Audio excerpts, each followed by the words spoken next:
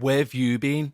Oh, hello everyone. We're back. I've waited over a month to say this. Happy Halloween! If you're wondering what the new reboot's all about, we got a new logo, we got a new theme tune, we're going to have a new structure of the show. We're going to stick around the paranormal. I've missed you guys, by the way. I hope you've missed me too, and if you haven't, that's perfectly understandable. So what we're going to do is we're going to go straight into the paranormal, but I've got a few announcements to make first. Number one. No more will there be a sermon on a Sunday. This is a one-off because it's Halloween. The new day for We Need to Talk About Ghosts is a Monday. Yes, or if you're German, Montag. Yes, and we're also going to have a new section where we're going to have Becker as a regular feature on the show because I've went through all of the comments and feedback from the last incarnation, yes, good word, of the show, and I can see that she's very popular amongst some people. So she's there. We're also going to keep some things that people liked of the show, the old show, which is, for example, singing Patreon's names. People tend to like that. You don't get that on every other show, so we're going to keep that in.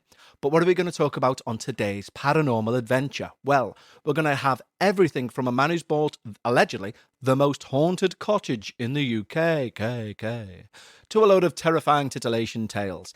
And we also have a little regular feature at the start of the show now where I'm going to review a paranormal item or object or thing and tell you what I think about it. So we're going to do that shortly. But firstly and foremostly, I do need to say thank you to our new Patreons who bothered to sign up in between the break and the shows, which is very good of them because nothing was going out really.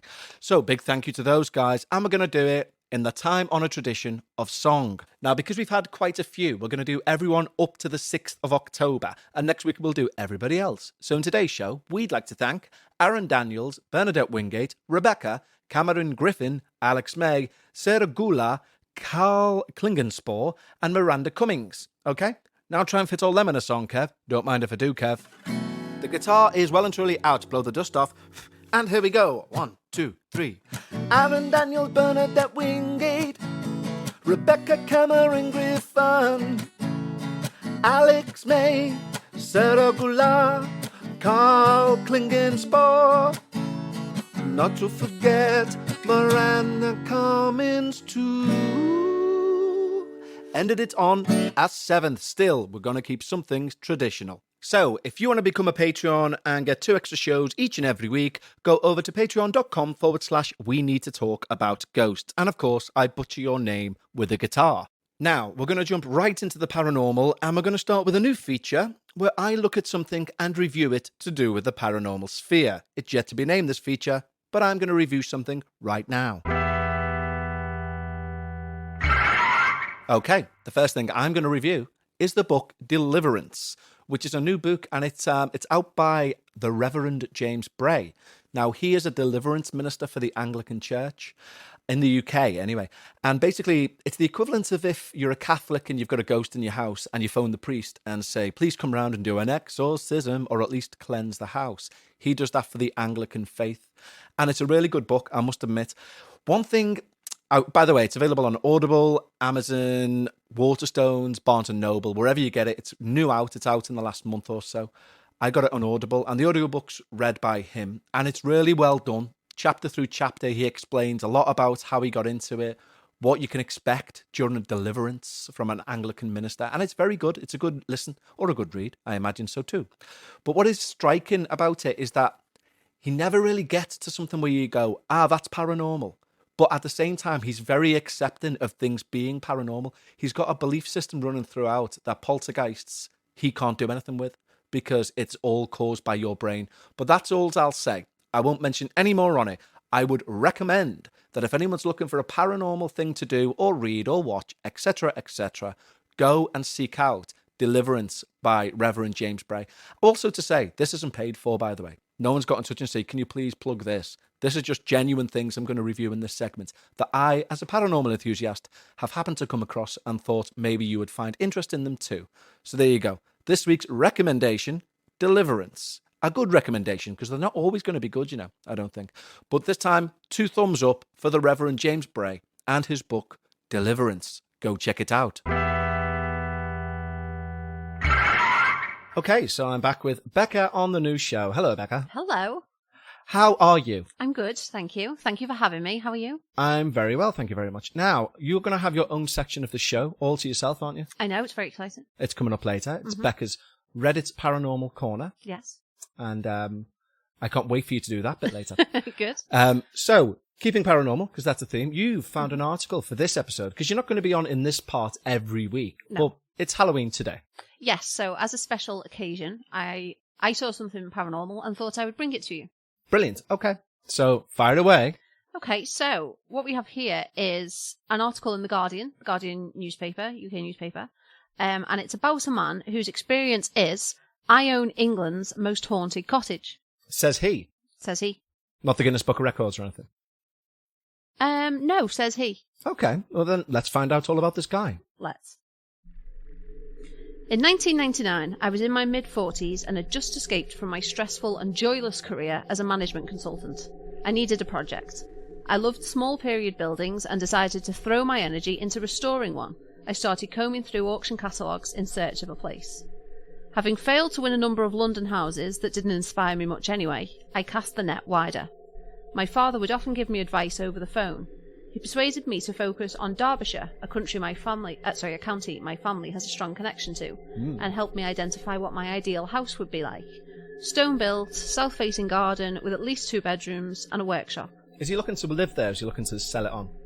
Is it a fixer-upper because he thinks he's some sort of magnet of the He's just looking to do it up. Maybe he was going to resell it, I don't know. Shall we see? Let's see. One night, we'd just finished a long conversation about this elusive dream home when Dad, a healthy 75-year-old, had a heart attack. Not that healthy. He died instantly. Do you mind? Now I feel fucking bad. As you should. Maybe Okay. you should stop interjecting. Sorry, Ghost Man's dad. I didn't look at any more auction catalogues until after the funeral. When I did, I spotted Lowe's Cottage straight away. Located in the Derbyshire Dales village of Upper Mayfield, it was built late in the 18th century by a stonemason who needed a home with a workshop. It seemed exactly like the place my father had described. Very good. I drove out to view it the day before the auction. The cottage was approached over the ominously titled Hanging Bridge and Gallows Tree Lane. I wonder what took place there. The house itself was named after a nearby Iron Age burial mound. Perhaps I should have felt a sense of foreboding, especially when the agent wouldn't let me use my video camera inside the house. Suspicious. But the cottage had everything I'd been looking for, with the added attraction of bewitching Peak District views. Ooh. I was delighted by it. The following day, I turned up at the auction to find a camera crew present and a tangible buzz in the room. The hammer came down after I'd bid £6,000 over the guide price. I'd barely had time to process the fact that I'd won before I was ushered into an anteroom full of reporters. A microphone was thrust towards me and someone asked, "How does it feel to have bought England's most haunted cottage?" As if he didn't know at that point. As if he's gone through the whole auction process and turned up and there's a camera crew. No. I had no idea of the house's reputation. Whatever. There was no hint of it in the description, but I was quickly brought up to speed. A couple, Andrew and Josie Smith, who had bought Lowe's Cottage in 1994, had filed a lawsuit against the previous owners for not telling them the property was haunted. Didn't go very far, that lawsuit, I imagine. The Smiths claimed they had been driven out by a number of manifestations, including something they described as a creeping presence, like a mist that appeared and thickened into fog. They spoke of sudden pockets of cold, damp patches on the walls, and objects inexplicably moving. Their claims were backed up by a vicar who investigated the cottage and said he found a pungent odour that moved around, and a wall that seemed to weep when he placed his hand on it. Interesting. It was reported to be the first case relying on the existence of supernatural forces since the Middle Ages, but the judge gave the Smiths' claim short shrift. Obviously. During my first night in Lowe's Cottage, I started to have some sympathy for my predecessors. My collie, Scion, was uneasy entering the house and found it hard to settle. Lights switched on and off, there were sudden changes in temperature, and my TV would turn itself on. There were further incidents. I was visited by reporters who experienced problems with tape cameras or recorders. I remember the agent who had forbidden filming when I first visited, and when mysterious patches of glistening moisture started forming on walls, I recalled the vicar's description of a weeping wall. Or damp. It felt almost as if Lowe's Cottage had a personality and was testing me in some way. The place seemed capable of changing moods, though I never had any sense of a malignant entity. I later got to meet the Smiths and found them to be solid and authentic people. Fair play. After a while, Sion seemed to make peace with the house, and the perplexing incident stopped. I spent a happy 4 years at the cottage before renting it out. Only one of the tenants has reported anything unusual. In the months after the auction, some people told me the house would be a blessing to me, and they were right. In spite of its notoriety, I'm very grateful to Lowe's Cottage. Seemingly prophesied by my father, it acted as a pivot between an unhappy time in my life and my more fulfilling existence restoring period properties. Okay, well, what I hear from that is, I'm actually very blessed to have this house, which I'm charging extortionate rent for and paying off my mortgage thrice over. What a blessing. Because I think he might be one of these people who think that there's some sort of Wolf of Wall Street because they rent out a property. That's what I'm thinking. What I thought was interesting about it is usually with these haunted houses, it's quite unusual with a haunted house story to have a happy ending, isn't it? But he's basically saying it kind of all settled down. The dog was happy there, he was happy there, and it just kind of resolved itself. Yeah, it's a good point, actually. But this whole thing of like, and when I turned up at the first viewing, there was camera crews present, and I was like, what? Rubbing my eyes in disbelief. That's a load of nonsense. Well, why would he lie about that bit? Because otherwise he's trying to say, I bought it because I know it's a bit of a haunting hotspot. I mean, like when he's saying, when I was doing interviews with the press, I was like, well, why were you doing interviews with the press if he just wasn't interested in the haunting part of it? I mean, it's a dead interesting story, the fact that he's clearly bought a haunted place. That's by like Gallows Lane, Hangman's Road, Executioner's Courtyard and things like that. But some of it doesn't sew into a normal narrative for me. See, the fact he says one of the tenants has reported anything unusual, I don't think he's renting out as like a holiday cottage. I think he's like renting it landlord style. Yeah, that's what I mean. Yeah. Landlord style. But even so, just because one reports it doesn't mean that the others haven't. Yeah, that's true. You know, and also he says tenants. Now, we've been here 8 years. Yeah, but that's quite unusual. It's not unusual. Well, I mean, it's not that unusual, but it's also very common that people have quite a high turnover of tenants. Yeah, that's true. But I wonder if it's down to actual spook behaviour. And also, why would the dog get used to the ghost? Oh my God, it's a ghost. Oh, it's all right. A year in. Well, that's it, isn't it? Because he said it didn't feel like a negative presence. So, I don't know, maybe they just, because it was a nice presence, they'll just learn to live together in harmony. But then that would go against the whole idea of it being Britain's most haunted cottage. Why, it can be haunted by a nice ghost? That sounds like an awful haunting. If you ever rent that place, let's go, I'll say no. And I thought, what's wrong? Why have ghosts got to be angry and evil? Why can't they just be like nice and chill? Because nice and chill ones are boring. Imagine waking up every day and like they'd made you breakfast. Yeah, like, yeah, exactly. Imagine if they did like the opposite and good things, like they made the house nice and warm for when you got up and stuff. Yeah. Like they carved the winning lottery numbers into your head instead of 666. Oh, into your head. Well, that's where 666. Do you know what nice means? No, apparently not. I'm talking about carving into people's heads, for God's sake. Okay, no, they Becca. just like write it in condensation on the window, so no damage done, but you still get to know. Yeah, as long as we win the lottery and nobody dies. Yeah. Okay, Becca, well, thank you for joining us for this little segment. You are welcome. Thank you for having me on our first relaunch. Relaunch show. And I'm cutting us short there because I'm being very conscious of making sure things don't turn into a mad ramble. Smart. We can have fun. We can ramble a bit, but we need to circle around the paranormal. Smart. Hence the show. Let's zip it then. So before we carry on and talk about loads of nonsensical stuff, I'm going to ask you kindly to go away. You are going to have to be nicer than that. I am. I'm putting off with that week on, week out at Reddit Corner. I know, yeah. Well, you're coming back for Reddit Corner in a bit anyway. Yeah. So we'll see you then. Okay, thanks. Bye-bye. Bye now. See you soon. Now we're back with some listener ghost stories, which is the essence of the show. So don't forget, if you're sat on a listener ghost story, being a listener and having a ghost story, then send it in to contact@talkaboutghosts.com.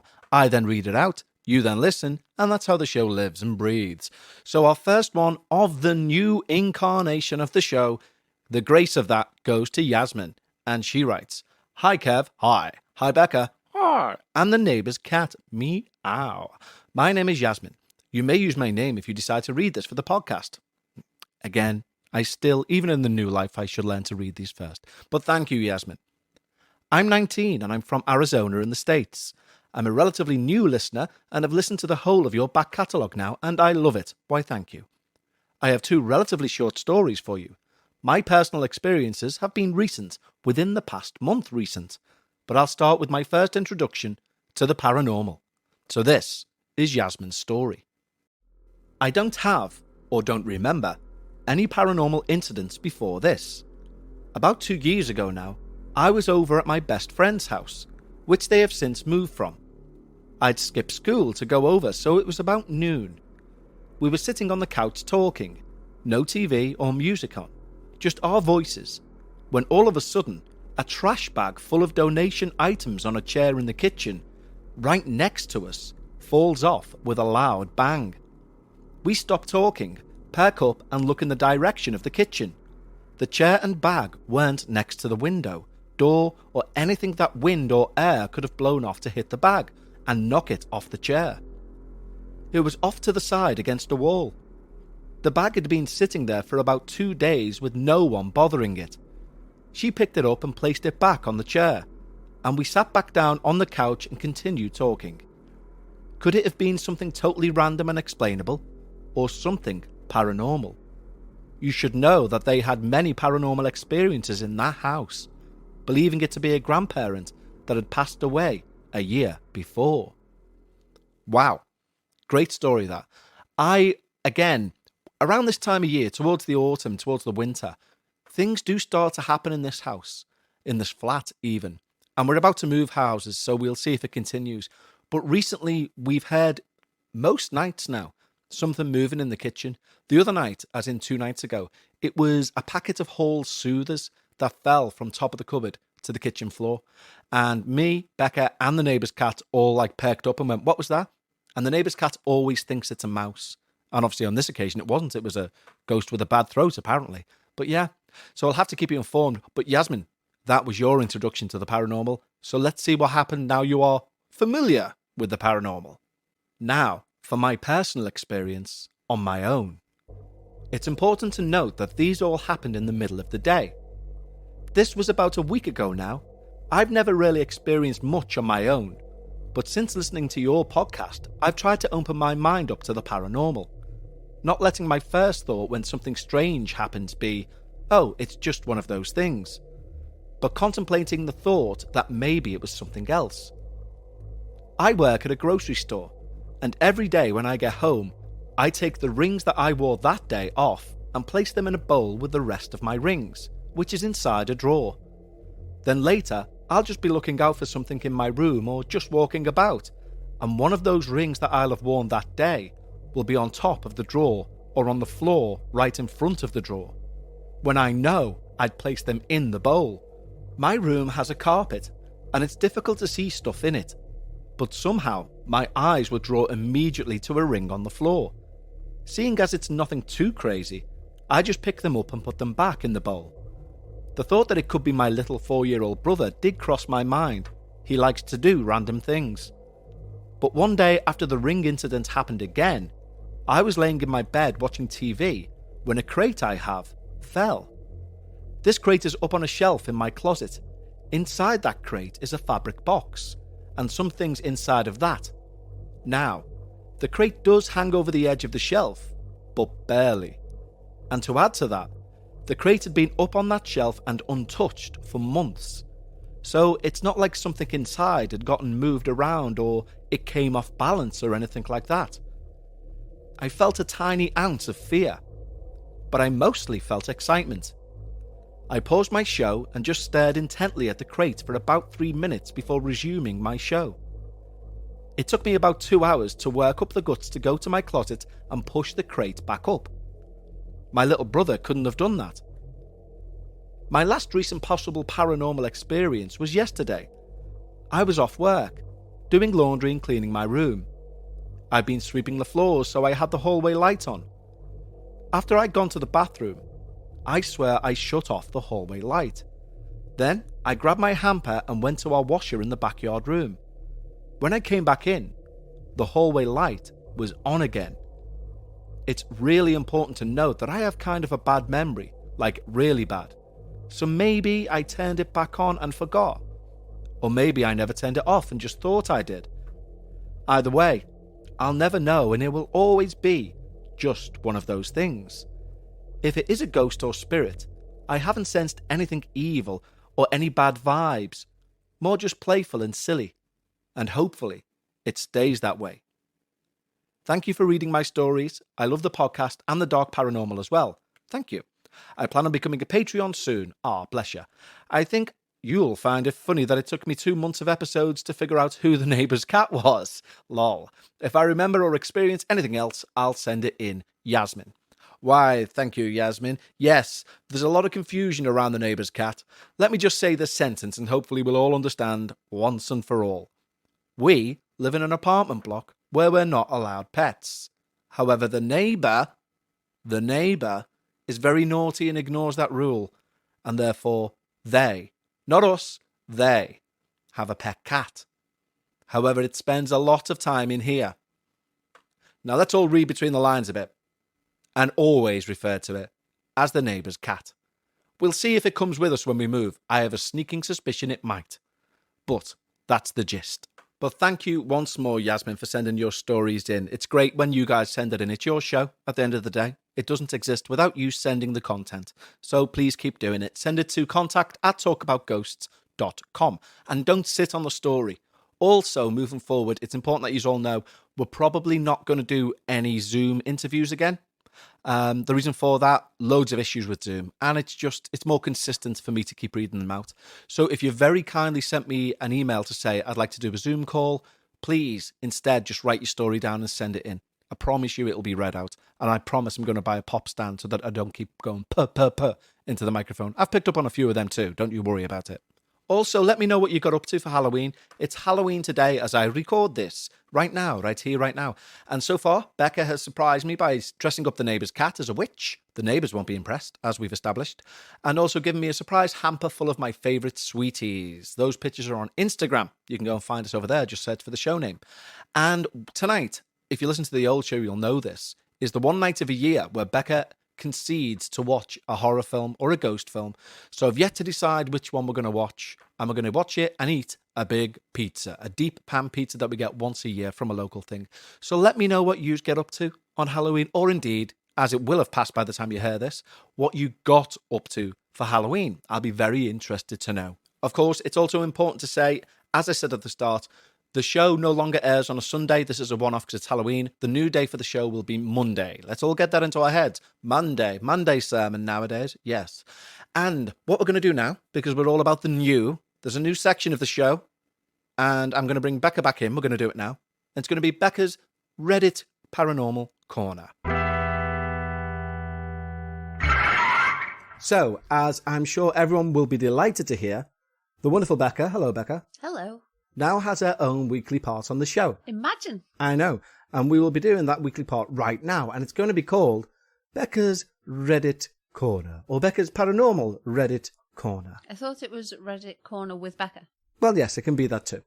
And I'm going to find a story on Reddit, which is paranormal, because we're sticking to paranormality on the show, of course. Mm-hmm. You're going to read it out. We're going to discuss it. Does that sound good? Sounds fine, yeah. Amazing. So you've heard the new intro music for the show. Yes. And do you like it? I do, yeah, I really like it. It's good. It's fun. It's energetic. Yeah, I'm into it. I like it. Okay. I like all the things like that too. Hooray. Now, would you like to hear your new music for your segment? Because I've given you your own music for this segment. Yes. You would? I would, of course, I would. I'm excited. So you should See be. my intro music. Yes. Like a wrestler. Yeah, exactly. This is like your wrestling intro music. Yeah. And it's just as energetic and rocky and punky as the intro music, okay? Excellent. Here we go. Ladies and gentlemen, now it is time for Paranormal Reddit Corner with Becker. What do you think of that then? Brock? Can you hear me rolling my eyes? Yes, I can. Well, I can see you rolling your eyes. Nothing wrong with that. Why have you done that voice? Because you're... It's like a cartoon vampire's voice. Why have you done that? It actually wasn't meant to be. It was actually meant to be... Hello! Like, no, it's so rubbish. No, it's not. It's not meant to be a vampire. It's meant to be like a butler, like a very educated person. Because Hello! Like, no. Well, no, but you're posher than me. I'm more educated, so you should have a... I'm not posher. I am more educated. Well, therefore, you warrant that intro. It's not... Okay, whatever. Well, do you want to do your own intro? What do you mean? Well, you'll have to have a think. Think about... Well, I can't play an instrument. Well, I can play the keyboard, but I don't write music. You can probably play the flute, can't you? But you can play the flute. You're one of them people who can play the flute. I'm not. Or you can play Smoke on the Water on one string. How many more times do I need to say I can play the keyboard? Okay. Well, Maybe we'll have you doing your own intro, or maybe you can just say an intro. Maybe. I mean, it just seems a bit soft, that intro. Like, you've got such a good punchy intro, and then this came on. Like, you hit, like, oh.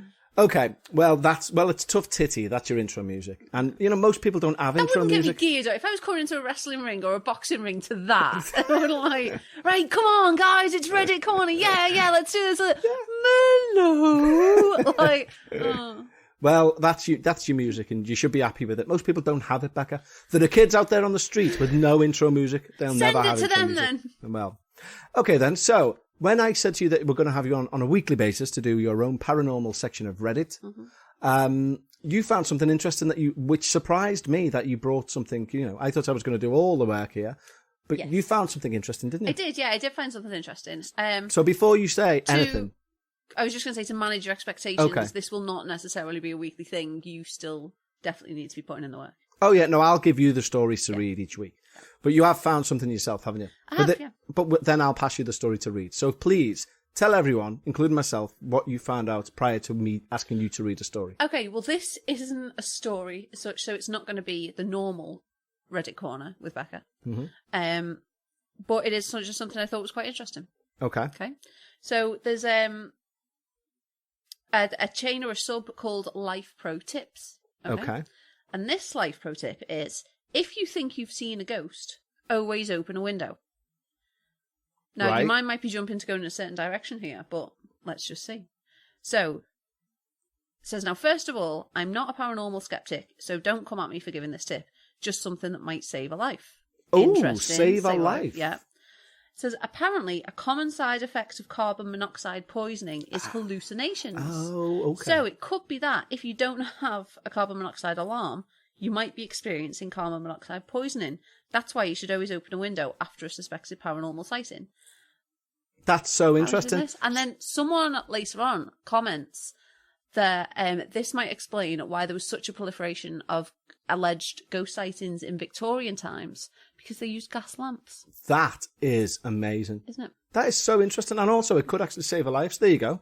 Yeah, it is really interesting, that, I thought. Yeah, it's highlighted that if we ever live anywhere which has gas, we need to invest in a carbon monoxide alarm. Yeah. Which wasn't something I would have considered. Of and course. Probably need to. And also, it means if I see a ghost, which is highly likely, then we need to make sure I'm not hallucinating. Yeah, I mean, obviously, carbon monoxide poisoning is, like, really deadly, isn't it? Like, it's... Yeah. Like, first symptom of it is coughing, by the way, so it looks like you're already down for the knacker's yard. quick, open a window. So now I've just passed you the phone, which has a Reddit story on there. It's taken from the subreddit r/Ouija. Oh. Yes, which is all obviously about the board, the game, the Ouija board. So if you just want to lean a little bit closer to the microphone for us and regale the Reddit story. Welcome to Reddit Corner with Becker. Oh, okay. Well, maybe we'll go with that, but go on. Let's begin. The title here is Ouija Story. My wife said that when her and her friends tried this game, I'll call it Kathy's Basement, on a sleepover night, they at first got 0 results. But as the evening progressed, things started to get weird. They started to smell a sickening odour, which she described as a cross between a dead animal and sulphur. Then the candles suddenly went out, and they all heard the sound of hooves on the basement floor along with demonic growls. All 3 girls ran upstairs screaming and freaked out. Now this is where things get downright sad. Kathy, within 2 years, had some horrible things happen to her. She lost her baby son to an accident with a phone cord. Jesus! Then her brother died in a fiery car accident. And finally, Kathy and her father died in a house fire. Authorities found her in the very basement that they had played the game in. True story, and I'll tell you, this old man would never play with a Ouija board. Why did you choose that? That's horrendous. Well, like I should have said this at the start. I don't read these stories. I read the first line and the last line and the topic and go, yeah, that must be a Ouija board. So if the first line says, this is a terrifying story, and the last line says, and they'll never do it again, which exactly is what happens there, I pass it to you and you read it. I don't know about terrifying, like awful. Yeah. Well, quite. But, there's never going to be anything good coming from a Ouija board story, is it? Yeah, but Jesus, tonight. I know, that's a bit Like, harsh. the entire family died. Like, a baby son died, and then a brother died, and then both she and her father. That's 3 generations. Can I just... Hold on. Who's meant to be telling this story, then? Where's the Her story? wife. So this guy is telling a story about his wife's friend, Kathy. Right. So his wife and Kathy played this game. Apparently his wife got His away wife scot-free. Yeah. Bloody hell. I mean, all the stuff in that is absolutely harrowing. I'm still not 100% settled with describing a car accident as fiery. Yeah, I know. That's quite descriptive. But and obviously, the mind doesn't even want to go down the path of the child, God bless it. But I know. And then, so not only was it a fiery car accident, but then Kathy and her father died in a house fire. Yeah. In the basement where the game was played. I mean, also, I don't believe that story, I'll be honest. Right. Because also, it's the sort of insinuation within there that we have to just accept as tacit, which I'm not taking. So, like, where they say, died in the basement, they were found in the basement where the game was played. Saying it like that implies something else has precipitated them to go into the basement. Do you know what I mean? To do with the game. No, it doesn't. Yeah, No, it doesn't. It just means that when they go back to that basement, bad things happen. What? And they stayed there. That's what I mean. It's not like they... Well, no, they obviously live in the house, don't they? So yeah, and then you one's would went to have the other. live Do you fancy coming down to the basement and just sitting there till the house burns No, down you around could be us? down in the basement for any number of reasons. Name one. To play pool. Now they've got a pool table. To play snooker. A lot of places in the US have a snooker table in the basement. They don't have a snooker... I bet a Well, a snooker pool table's table. 9 foot long. Well, a pool table. One of the Okay, two. fair enough. Yeah, no, that's a harrowing story, that. It is a harrowing story. But, so, why do we think, given that there was a couple of them playing this game now, why is there a link between the bad things that happened to Kathy and the game, and no one else is, like, is everyone else just fine? They all played this game. Why did it pick on Kathy for Maybe it was years? Kathy's suggestion. Maybe it was Kathy, because it was Kathy's house. Interesting where they say about the smell of sulphur, because I don't know how evolved your occult knowledge is. I know it's very, very good. But are you aware of the alleged smell of sulphur around demonic activity? No, I don't think so. Okay, well, that's for future reference. The smell of sulphur apparently is indicative of demonic presences, because sulphur is apparently the smell of hell. Right, okay. And the sound of hooves obviously running around, that's obviously meant to be the devil. Why the Is it devil? obviously meant to be the devil? Yeah. Well, I mean, this is the thing. I don't Would know. it not be the 4 horsemen of the apocalypse? Well, it could be, but they'd be on like Shetland ponies if they're all in the basement. 4 of them running around a pool table. But a snooker table probably if they're on horses, to be fair, because it's bigger. But the point of it being, why would the devil... I wonder why the devil... I know the devil's always been associated with a goat, which would hence hooves. Because a goat was big in paganism, and therefore when it crossed over to Christianity, they demonized the goat. But surely the devil himself would be like, these hooves are fucking useless. I'm going to give myself feet. Human feet. Maybe and I'm hooves going are better. Like, Well, when that's you what see... I'm saying. That's what I'm saying. Yeah, well, when you see, like, some of the goats, you know, on, like, the big... the Orm in Llandudno. The big mountain in Llandudno. Or the big hill in Llandudno. The Orm. Yeah, but saying the Orm in Llandudno, no one knows what an Orm is. Well, that's what Fucking it's the called. Orm. I'm sorry for giving it its correct name. Yeah, but The hill. I guarantee like, you you'll have people from London with pitchforks, you calling it a hill. I would have a guess that people like in Australia, when you say, the Orm in Llandudno, it could be a nightclub. Anyway, it's a hill. Go on. Anyway, but yeah, when you see the sheep and the goats up there, they wouldn't be able to do what they do with human feet. Like, you really need... Yeah, but then the hooves. implication is that the devil himself goes like steep rock climbing. It's got a text there, is that the devil himself? I think you'll find my feet are fine, thank you. Yeah, no, but it's just, they're just probably more handy, aren't they? Practical. Yes, so there you go. If there's one thing we've learned from today's... We just got to get up and down hell frequently, so it's probably quite steep. Yeah, it's a good point. Maybe that's why he's got hooves. Anyway, so there you go. Thank you, Becker, for part 1 You're of welcome. Paranormal Reddit Corner with Becker. Is there any way you'd like to sign this off? Have a think on it for next time, maybe. Bye! Yeah, definitely have a think on it for next time. Definitely that Well, one. there you go, Becca. So I look forward to this being a weekly occurrence. Tatty bye, Becca.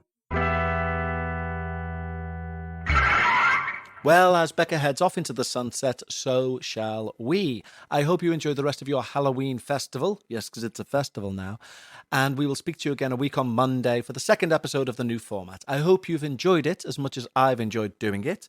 I've got my love for it back. Less ramble, more paranormal, but still with a comedy theme throughout. Hopefully so. That's the idea. Don't forget, if you want to hear more of this, but much more ramble, then you can go to Patreon and sign up there. Patreon.com/We Need to Talk About Ghosts. Send your stories in as ever to contact@talkaboutghosts.com. And in the meantime, and in between time, take care of yourselves and each other. Copyright Kev Eustace, 2021. Okay, guys, I love you all. Tatty bye.